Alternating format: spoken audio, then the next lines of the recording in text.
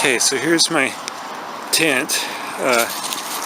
Took a long time to set up. There's a lot of variables as to where you put the stakes and everything. I've got these 3 lines. I don't know if you can see them. 3 lines coming off the tent to one stake point here, and then it kind of goes to a knot, and then there's the stake, is that little yellow thing in there. To 3 tie-out points on the side of the tent. And then at the end you have 2 stakes on the corners and a little carbon fiber pole that's made out of arrow shafts to a single line out. And then of course over here you have 3 more lines coming off the side of the tent.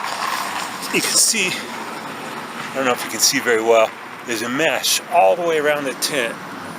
I'll go inside to show you. The zipper is kind of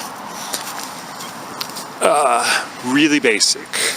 It's just a zipper here. You know, there's no flap covering that zipper. It's just, that's the vertical part of the tent.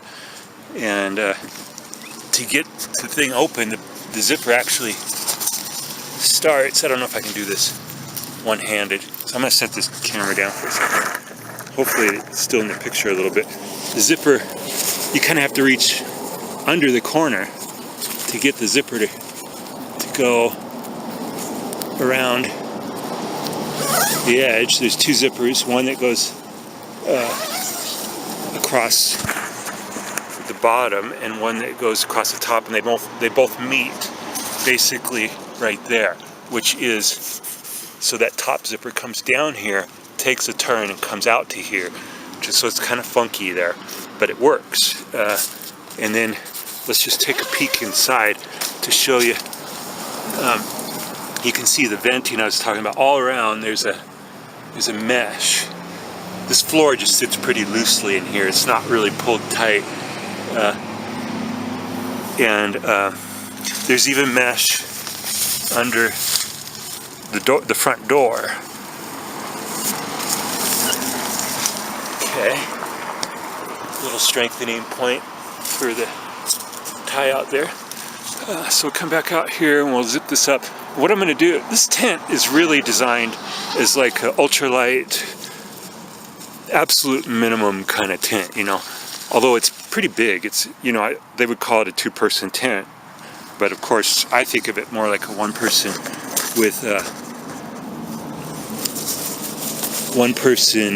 with plenty of room for your gear. But what we're going to do is we're going to go ahead and give this tent a rain test. So basically, you know, at places where I can, I'm just kind of tucking things under a little bit, and we'll see how it does. I'm going to get a sprinkler and run it on it for a while and see what happens. Okay, so I've got the sprinkler going, and like the breeze, fortunately this camera's waterproof, so I'm just stepping into the rain here. The wind was blowing the front part of that tent around, making the mesh part there kind of get exposed, which makes me wonder if that water is going to get in the front there. The side doesn't look too bad, except for, well, you can see the puddle of water there, and it's probably dribbling inside, or I don't know where it's going.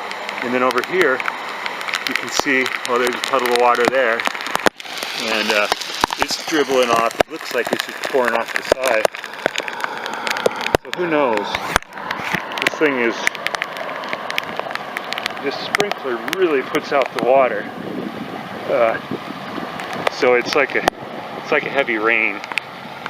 I'm getting drenched taking this film, and you can see the front getting plenty wet. That's kind of where the water's coming at it, almost like maybe not straight down, kind of at an angle from that. Anyhow, okay, I'm going to stop the water and we'll see if anything got inside. Okay, turn the water off, so we can see there's still a little puddle there on the side, and there's still a kind of big puddle there, because the ground is actually kind of sloping away from that tree, so it created that kind of spot for that water to gather. Anyway, let's see what happened inside. I'm going to set the camera down here again, hoping you can see. Whoop. Did I just stop it? No. Hoping you can see my hands and stuff. Reach around here and find the zipper that goes up. And the horizontal zipper. I didn't put any, it's interesting, you know, you could put little tie-outs on these, you know, pull tabs. Just little pieces of string or whatever, because these are really small. In the interest of being lightweight, you know, I put the really small ones on, but let's take a look in here and see. There's no water in here. Let's see over here where that water, you can see it kind of bunched up against. Okay, some of it, now I just ran it off and some of it dribbled back. It came down the mesh and there it is sitting. That is technically in the tent and that is a little puddle of water. Of course, I could just lift it like this and make it go outside and it's gone. No big deal. But it did get in, technically speaking.